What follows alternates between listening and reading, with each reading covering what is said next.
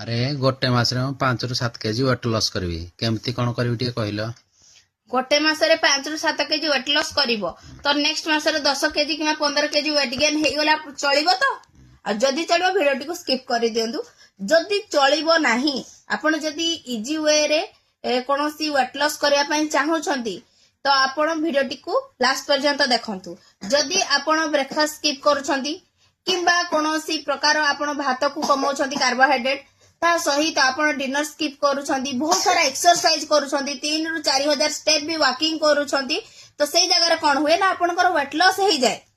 किंतु आपनको बॉडी रे स्टार्ट हे जाय buy one get one free भली तो वेट लॉस हे जाय सी ना आपनको बॉडी रे skin problem hair loss gut health बहुत सारा वीकनेस मेटाबॉलिज्म स्लो ए सब जिंस स्टार्ट हे जाय तो वेट लॉस बिल्कुल कौनसी प्रोसेस देखि के आपण करंतुनी वेट लॉस पे प्रॉपर गाइडेंस दरकार आ आपण जदी वेट लॉस